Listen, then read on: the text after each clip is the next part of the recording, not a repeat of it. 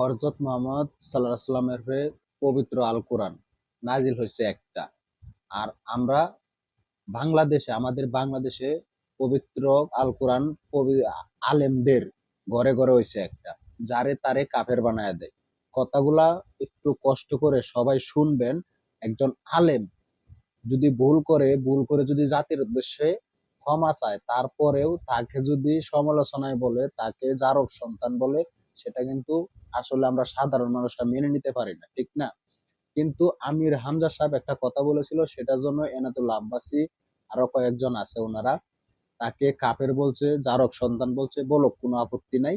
কিন্তু আমার প্রশ্ন হলো, একজন মানুষ যদি সে ভুল করে যদি আল্লাহ তাআলার কাছে তওবা করে ক্ষমা চায়, আল্লাহ চাইলে মাফ করে দিবে।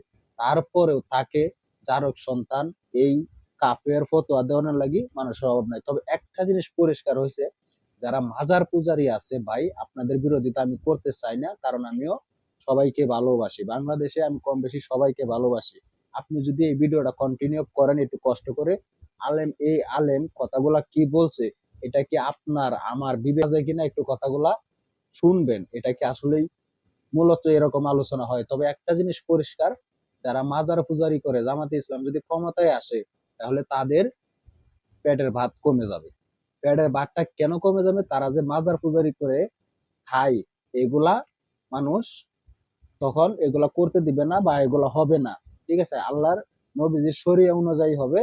শরীয়তের যে বিধান আছে সেগুলা যদি হয়, তাহলে আপনার আমার কোনো সমস্যা আছে? কোনো সমস্যা নাই। জামাতে ইসলাম যদি আমাকে আল্লাহর রাসূলের জান্নাত বা জাহান্নাম দুই আলোর পথ আমাকে দেখায়, আমার কোনো সমস্যা নেই। যেহেতু আমি একজন মুসলিম, অবশ্যই আল্লাহ তাআলাকে আমার ভয় করা প্রয়োজন, ঠিক না? এটাই হলো আমাদের সাধারণ মানুষের মতামত। আমি মনে করি এটা আমার মতামত, কিন্তু আপনাদের মতামত আমি জানি না, সেটা আপনাদের ব্যক্তিগত। মুসলিম হইলে অবশ্যই আল্লাহর আনুগত্য আমাদেরকে করতে হবে, ঠিক না?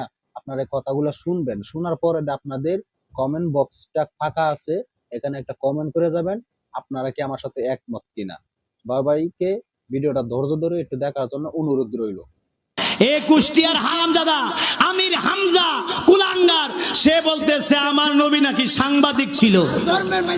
নাউজুবিল্লাহ কইতেন না? আরো জোরে কোন নাউজুবিল্লাহ। তারে আল্লামা ডক্টর এনায়েতুল্লাহ আব্বাসী কাফের ফতোয়া দিছে। হ্যাঁ হ্যাঁ, আবার এনায়েতুল্লাহ আব্বাসী আবার উল্টা পাল্টা বাটফার সিডিং ডাকতেছে। এই আব্বাসী সাহেব যেটা বলছে, এই কুলাঙ্গার আমির হামজা যে 100তে 100 সে যার সন্তান, তার জন্মের ঠিক নাই। কথা বলেন ঠিক কিনা? যদি জন্মের ঠিক থাকতো, সে নবীজির শানে গুস্তাখি করত, আর এই দলগুলাকে ভোট দিলে জান্নাতে যাইবো। নাউজুবিল্লাহ কোন